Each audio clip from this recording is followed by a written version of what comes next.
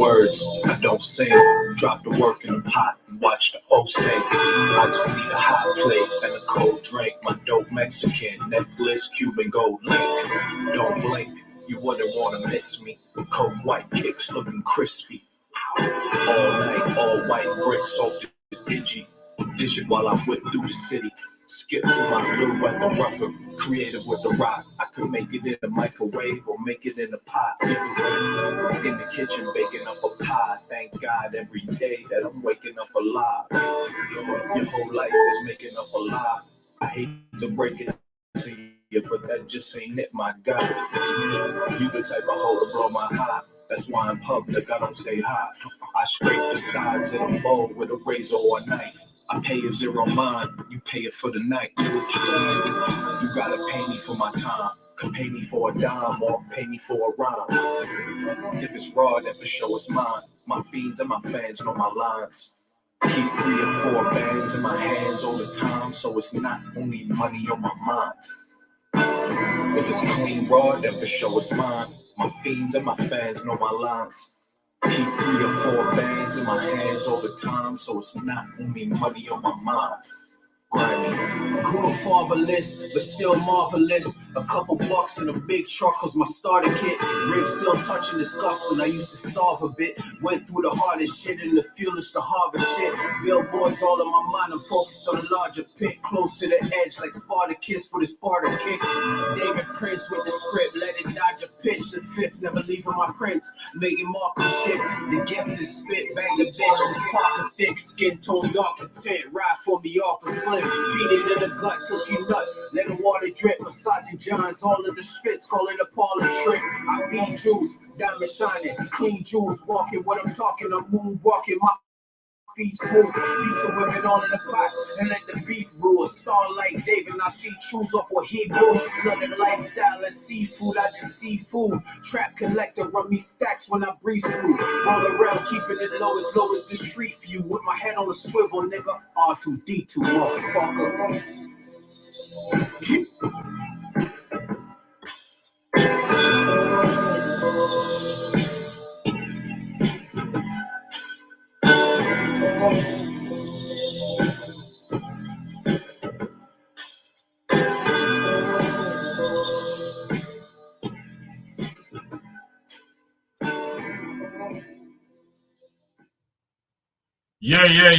Yeah. What it do? What up? What's the good word? This is H the Man. Of course, you're all locked in for another episode of Real Talk Sports. Lots have happened, man, in the NFL. That's why we're on there today, because I want to discuss what's been popping going back to last week. A lot of trades, a lot of signings.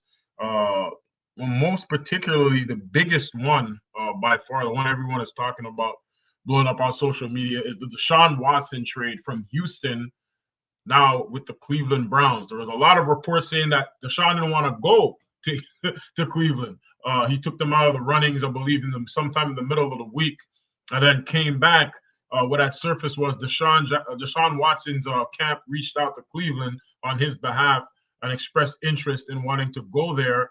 That alienated their incumbent starter, Baker Mayfield, for him wanting to force a trade out of Cleveland. As soon as the talk started that they were in pursuit of him, it wasn't just Cleveland. Atlanta publicly committed to wanting to pursue him as well. The New Orleans Saints were another team who wanted to pursue to get him, as well as the Carolina Panthers.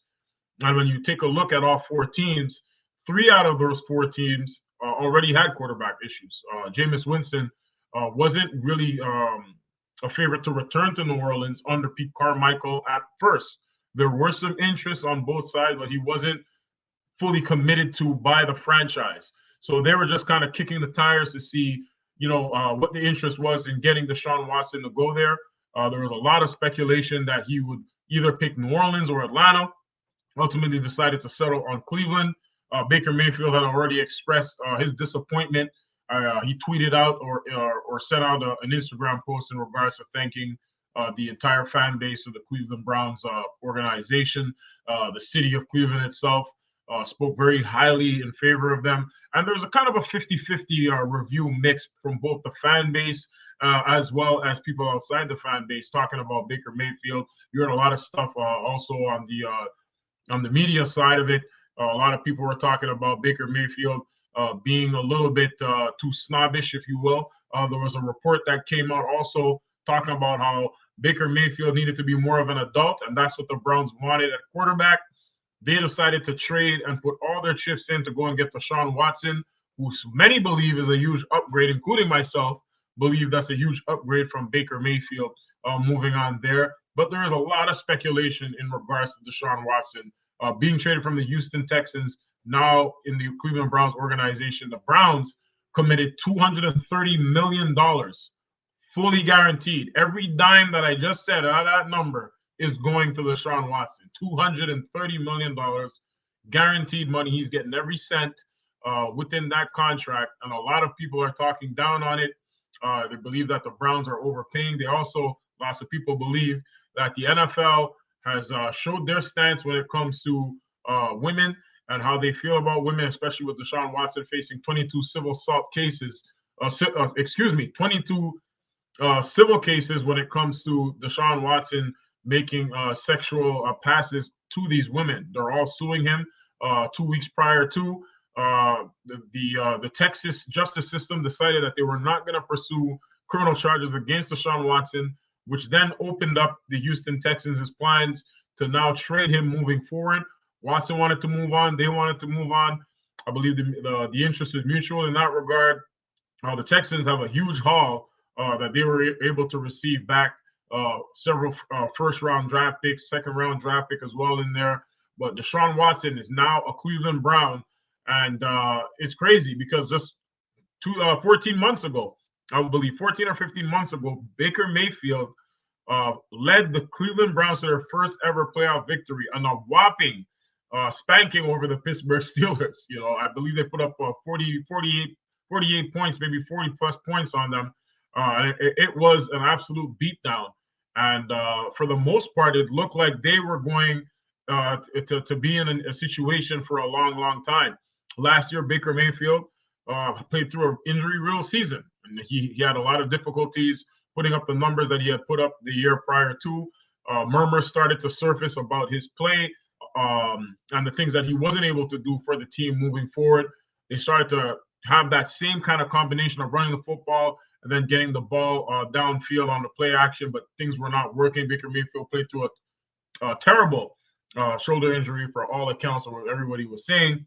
And now here we are. Deshaun Watson has signed with the Cleveland Browns a 5-year, $230 million contract, all of which is guaranteed to be paid out. Now, if you're asking me personally how I feel about the situation, look, he had to get out of Houston. There's no question about it. He had made mentionings that he didn't want to be there. And coincidentally, all of these accusations then surfaced. It started with a handful of accusations, and then by the time the year was over, it was more than 20 accusations. A total of 22 civil suit accusations were made against Deshaun Watson. It's really, really just crazy how the NFL can try to just look over this thing and allow for the Browns to sign him to such a lofty deal. Again, all of the money that I mentioned, the $230 million, is fully guaranteed. So he's getting every cent, no matter what. Even if next year he doesn't, he doesn't play, they're still on the hook to pay him his salary. See, they got to give him his money. And up to that point, I believe Patrick Mahomes was the highest paid player. And then it was Aaron Rodgers who had signed a 4-year deal again last week with the Green Bay Packers, wanting to return for $200 million. 150 million of that 200 million, dollars is guaranteed. So a lot of money being thrown around, a lot of names being signed. We're going to look through who are the biggest signings by far. And I believe that right now, again, with all that we have a forward to this season, the AFC has upgraded themselves. If you take a look at the AFC North alone, the Denver Broncos, the Cincinnati Bengals as well. Looking at the Los Angeles Chargers, I was about to say San Diego, but no, it's the Los Angeles Chargers now, and the Kansas City Chiefs. All 4 of those teams have top-tier NFL quarterbacks. There's no question about it. And when I take a look at the top 10 quarterbacks in the AFC across the board, now this may or may not be the way you rank them up. This is not my ranking. I found it very interesting. I came across it earlier on Twitter via Will Brinson. Go ahead and give him a follow. He has a lot of good tweets that he puts out there. Right now, it's kind of loosely ranked on the top 10. So again, this does not have to be your ranking, does not have to be my ranking, but this is how it is. And in the AFC alone, listen to these names: Patrick Mahomes, Josh Allen, Lamar Jackson, my guy Justin Herbert, Joe Burrow, Russell Wilson, Deshaun Watson, Derek Carr, Matt Ryan, who we'll get to in a little bit here, Ryan Tannehill, or Trevor Lawrence. You can pick your poison at the end. Those are the top 10 names right now in the AFC. In the NFC, things are looking a little bit in between, more so. They still have two of the greatest quarterbacks in the last 10 years to play this game. Some even say last 15 years to play this game in Tom Terrific, the GOAT, Tom Brady, and Aaron Rodgers. Again, like I mentioned earlier, reading up for a 4-year, $200 million contract with the Green Bay Packers. Tom Brady unretiring himself and returning back to Tampa Bay on his deal that was ended when he decided to retire. Now him being back. So again, Aaron Rodgers, you got Tom Brady, all in the NFC. Matt Stafford of the Super Bowl champion Los Angeles Rams. Dak Prescott, Kyler Murray, Kirk Cousins, right there, number 6. My guy Jalen Hurts, take it how you want it. Jameis Winston, Jared Goff, and Carson Wentz. Yes, indeed. Carson Wentz is back in the NFC East of all places. He had an interview, a press conference welcoming, if you will, earlier this last week for the Washington Commanders. Now, no longer the football team or the name that they were called prior to, but they're now the Washington Commanders. They went ahead and traded for Wentz from the Indianapolis Colts. And it's crazy. The Colts gave up so much to get Carson Wentz from my Philadelphia Eagles. We were able to get a first-round pick. We still have that first-round pick and have yet to use the first-round pick. And Carson Wentz is already on another team. You can't make this shit up. Like, he's with the Washington Commanders now. And he'll be playing us, my Philadelphia Eagles, twice a year going forward. Forever how long the Commanders decide to hold him, if he doesn't come with the same bullshit he had in Philadelphia and when he had in Indianapolis. Now look, he's been to 3 teams in as many years. In the same places, Philly and Indianapolis. Questions about his leadership. Questions about this. There's a lot of reports saying that he doesn't like to be coached hard. This has been an issue, right?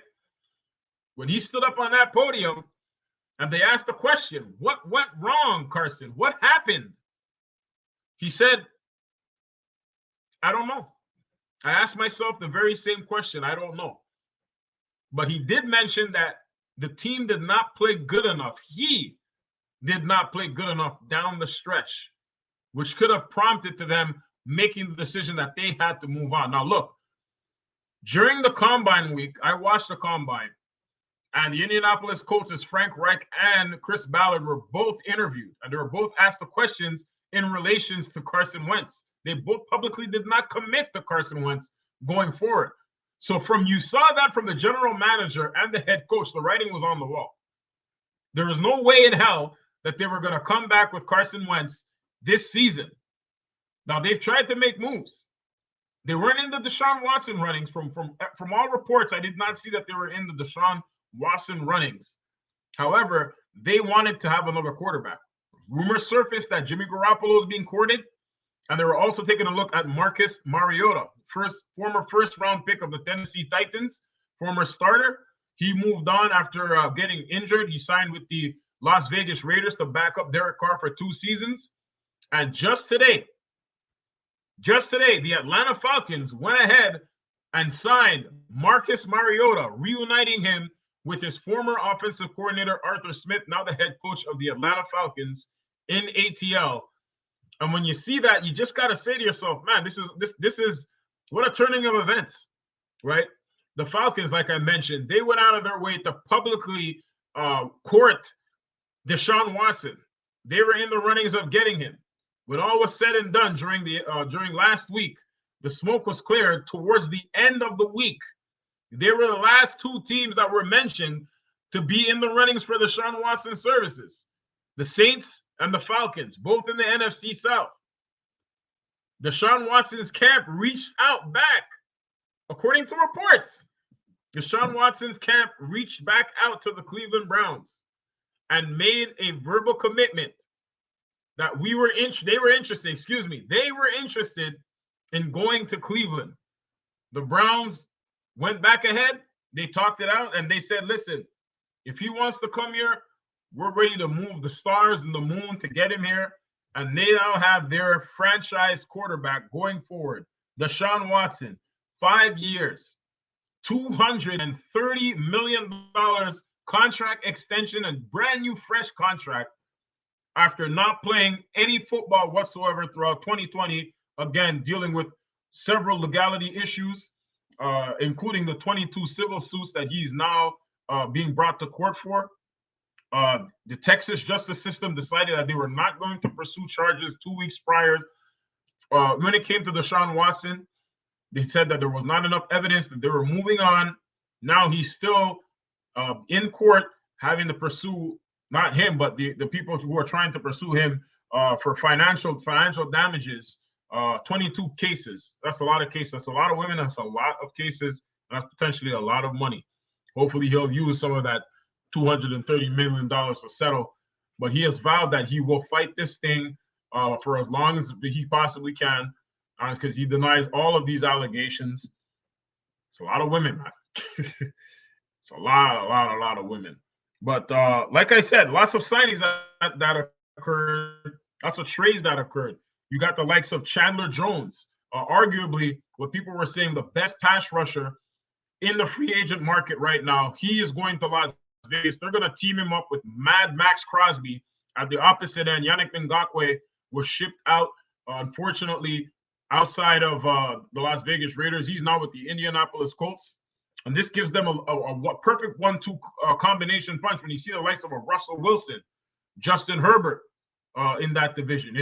It's become something that's really, really explosive to watch. And now you have Patrick Mahomes, and of course Derek Carr is still there. Those four quarterbacks in the AFC North, you can't really take a look at anything else. The AFC South.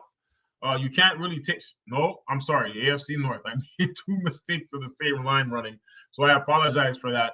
I got a little mixed up there with reports from the AFC South with Matt Ryan joining the Indianapolis Colts. Like I said, we will touch on that. But now, again, AFC North has the Los Angeles Chargers as Justin Herbert, Kansas City Chiefs Patrick Mahomes, Las Vegas Raiders Derek Carr, and of course the Denver Broncos in acquiring Russell Wilson from the Seattle Seahawks. It's going to be a huge upgrade, a huge facelift, if you will, in the AFC North. Huge upgrade and facelift in the NFL altogether. I think that automatically becomes the most electrifying division in all of football when you take a look at what they've done on both sides of the football. Offensively, I mean, look at the weapons that the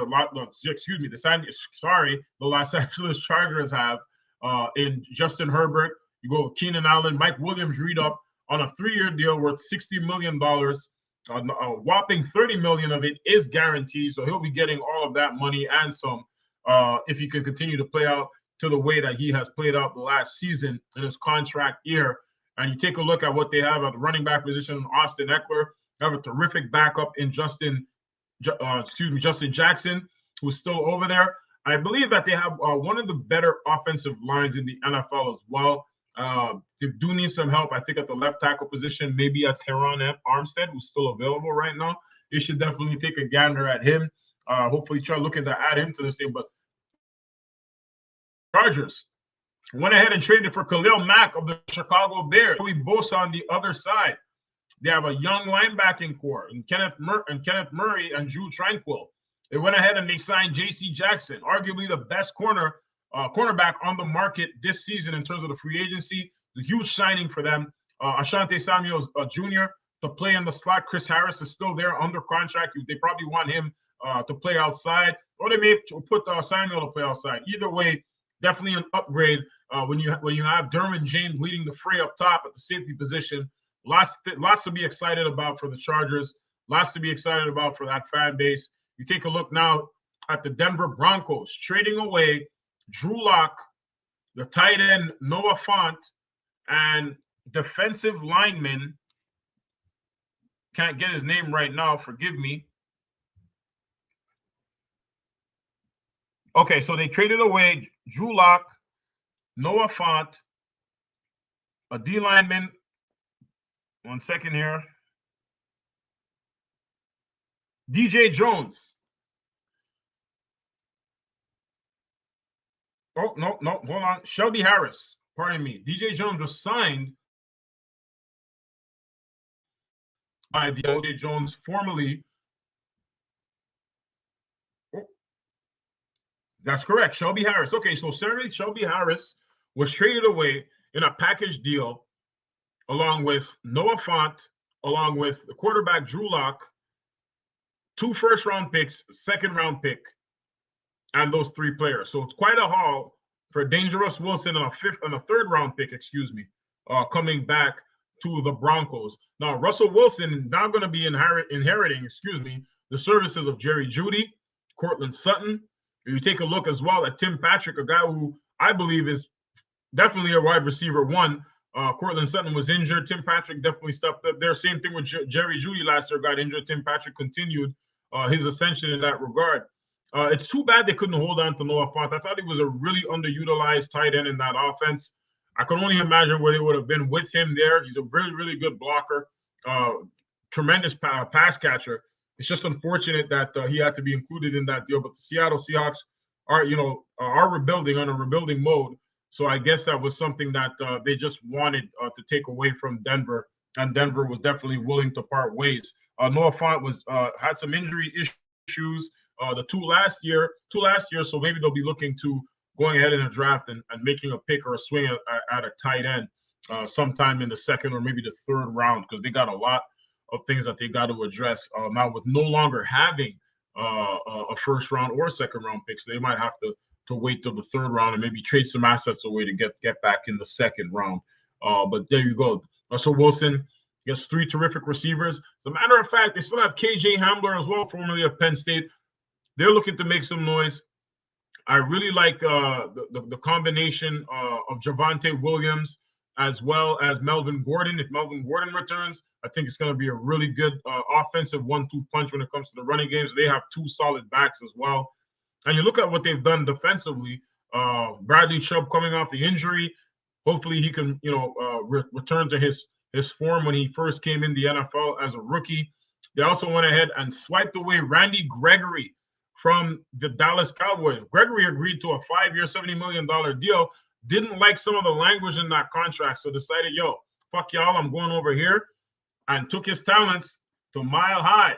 And now he is going to be paired with the likes of a Bradley Chubb and a very young and emerging defense. They got some key players there, including the young, very bright and talented Patrick Surtain II.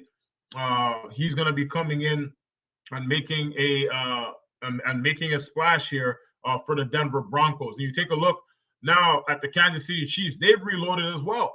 They still have Chris Jones, defensive tackle. They've signed back Frank Clark, extending his contract on the defensive side of football. But they did lose Travarius Ward. And right now, the Honey Badger is a free agent. Tyrann Mathieu is a free agent. They went out and they signed Justin Reed from the formerly of the Houston Texans, a younger option there for them at the safety position. I think that Tyrann Mathieu still has a lot of years left in him and can still play. Hopefully for my Philadelphia Eagles, we'll see how that turns out. But right now, when you take a look at this long term, you see that there's definitely some parallels there with the teams. Looking at the Chargers and how they have their back end set up, it's supposed to be the second level of linebackers and the defensive line. Now you take a look at the Kansas City Chiefs. They're trying to improve too. Their linebacking play, they want to improve the defensive line play. Got a lot from Frank Clark, got a lot from Chris Jones. Maybe they can add some more pieces there on the defensive side of football through the draft. And you take a look at what they have on offense. I mean, unquestionably one of the most explosive offense with the services, of course, of the Patrick Mahomes, Tyreek Hill, Travis Kelce, Josh Gordon deciding that he wants to go back, and now he's there. And look, they just signed Juju Smith-Schuster to man out their wide receiver group, losing the services of Demarcus Robinson. He will not be returning to the Kansas City Chiefs as he is right now a free agent. They also still have Mecole Hardman. We'll see how that is. I kind of find that Mecole Hardman could be one of the players that could be on his way out via trade, maybe in the draft or just before the season starts. It's very, very possible. It's a lot of mouths to feed, especially already with Tyreek Hill and Travis Kelce getting a bulk share of those touches. You take a look at the running back committee. Darrell Williams, who emerged late once their former first round pick from a couple of seasons ago, Clyde Edwards-Helaire, went down with an injury. You saw Darrell Williams move his way up the depth chart and command that job. He was an awesome pass catcher, and he really runs hard in between the numbers. So I really like him. He decided to test the free agency market as well.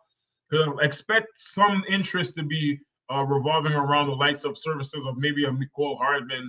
I don't think Josh Allen is going to be dealt. I think they want to hold on to him. But the Chiefs definitely got bigger in size at the wide receiver position.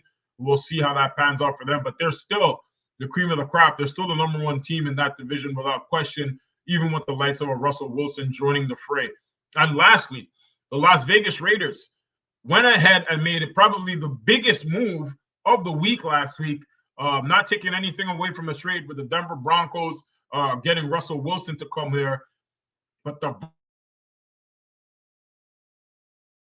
Adams, arguably the best wide receiver in the NFL, has now been traded to the Las Vegas Raiders and was extended by the Raiders for a 5-year, $148.25 million contract. He will be the highest paid wide receiver coming into the 2022 season at $28.5 million a year. The Packers apparently offered him a little bit more or a lot more, but he wanted to be reunited with his childhood friend in Derek Carr, who he went to school with at Fresno State and emerged as a draft pick coming into the NFL. He was selected by the Packers. Obviously, Derek Carr went to the Raiders and has been there ever since, but the dream come true for him. His excitement levels during that interview showed. He looked very happy, very content. A lot of people are asking, was there a fallout between him and Rodgers or just a fallout between him and the organization? Remember, Rodgers was offered a 4-year, $200 million contract with $150 million of it being guaranteed. We don't know how much more money would be passed around for the likes of a Davante Adams with all that going on. The Packers had told him that they wanted him to play on the franchise tag. He had let them know that he was not willing to do so. So you kind of have to ask the question, what happened? What changed between him not wanting to play under the franchise tag, not being able to settle on a number, and him all of a sudden now going to the Las Vegas Raiders as their new number one pick? And take a look at this. The Raiders already had Darren Waller. I think a top 3 tight end, in my opinion, when healthy, for sure a top 3 tight end behind the likes of obviously Travis Kelce and George Kittle. You can put George Kittle or Darren Waller, however you slice it up, he's definitely a top 3 tight end. There's no question about it. Hunter Renfrow, third down specialist, smooth route runner. Love him in the red zone. Very dependable. Haven't seen him get injured a lot. He's very reliable. Derek Carr likes him a lot. And then you pair him with the likes of a Davante Adams. Bryan Edwards still has a lot of work to do in the NFL, but he's there too. I think he's a solid wide receiver, making his way around. And, of course, Josh Jacobs on the ground. Don't know what's going to happen with Kenyon Drake moving forward. I'm not sure if it was a 1 or a 2-year deal, but I know he took a nasty injury during the season last year. So them too, they would have a terrific 1-2 punch in the running game. We're just going to have to wait and see what happens and how that unrolls there.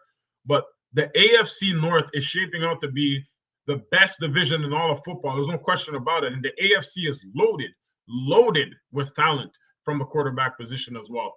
You don't see this too often when one division has so much strength. It's hard to see that they're not all going to make the playoffs, but one of them probably won't make the playoffs. Now, I would hate for it to be the Las Vegas Raiders, especially for all the spending that they've done. The last couple of years, I think they did draft well. Some of those picks didn't pan out. Garyon Conley no longer with the team. He had some off the field issues that I know really kind of hurt his stock and hurt his chances of staying around in the NFL. I know he was also traded away and signed by the Kansas City Chiefs. And again, some other off the field issues occurred with him. So now he's no longer in the league. Don't know if there's any interest that will be courted, but he was a very, very talented player coming out of school. I'd like to see him hopefully be able to resume his career at some point. And then you have that safety, Justin Abrams. I believe that's what his name is. Really, really good player. He was injured a couple of times. I'm just gonna make sure that was it. Anyways, that safety from the Raiders, tremendous player. Just a lot of injuries. Just a lot of injuries that kind of hurt him coming into the NFL. But we'll see how it goes. We still have a lot to talk about. My Philadelphia Eagles in particular. I didn't really like the signing that we had made today. We take a look at who they went ahead and picked. They signed, Zach Pascal, formerly of the Indianapolis Colts, was a player that I didn't really feel fit the bill per se. We already have a lot of mediocre wide receivers outside of Devontae Smith. I don't really feel anybody really compliments what he does. Oh, no, sorry. I'm sorry. Quez Watkins, tremendous. I can't even believe I forgot Quez Watkins. I thought this kid was fantastic, special. I apologize for Quez Watkins. He was a tremendous pickup for us in the draft and really started to show some promise. It's just unfortunate that we can't seem to find anybody else that really compliments. I mean, Quez Watkins was a sixth-round pick, right? We went ahead and we invested a lot of real estate in the likes of a J.J. Arcega-Whiteside and most recently Jalen Reagor, picking him over Justin Jefferson, which infuriated me to my core. And now we go and we sign Zach Pascal. Like, I understand he's a terrific special teams player, but we already have that with J.J. Arcega-Whiteside. Is there potential for him to now to get released? Possibly, but we're still paying him on his rookie contract. So if he doesn't show any return on that investment, he may be on his way out, to be honest. You know, we can't cut Jalen Reagor. As much as I want him to be cut, as much as a lot of us want him to be cut, we cannot cut him because he is going into his third year, playing on his rookie contract, and is a first-round pick. He was the 17th overall pick of the 2020 NFL draft. Now going again into his third season, I don't really see, you know, what benefits it would be. We would be paying a penalty on his release if we don't find a trade partner. Even if we do, trading him away so early would definitely put more strain on our roster and our cap situation than anything else. So hopefully we can hold on to him, and he definitely turns a corner. I'm not rooting for it, and trust me, I will not be holding my breath from what I've seen in the last couple of seasons. So we're gonna put a needle in that for now. But that's it. That's all I got for now. Next time we come up on here, it's gonna be the AFC South. We're gonna take a look at Matt Ryan now being the head coach. Excuse me. I don't know what's going on with me today, but I want to apologize for all these tidbits and these tongue twisters. Matt Ryan is now QB1 in Indianapolis, and we're going to see what's going to happen with the Colts moving forward here. Have they done enough to keep that roster afloat? No one got 7 Pro Bowlers from a year ago. They still have Jonathan Taylor. That offensive line is still intact. We'll see what Matt Ryan's capable of. We also have a new signing, a head coach, our former head Philadelphia Eagles Super Bowl championship winning coach in Doug Peterson, now the head honcho in Jacksonville, working with Trevor Lawrence. You take a look at with Tennessee, they made a huge splashing trade to go ahead and get Robert Woods last week. So that's very big for them, going ahead and trading for him, getting them away from the Los Angeles Rams, who signed Allen Robinson to a big deal just the other day. So you see them them on the bounce up as well. And of course, like I just mentioned, the Indianapolis Colts, Jacksonville Jaguars, Tennessee Titans.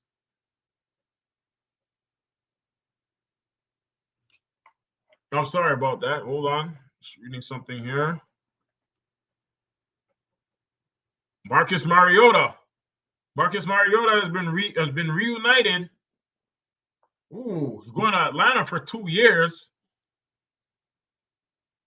and reunited with Arthur Smith. This is going to be a very good look.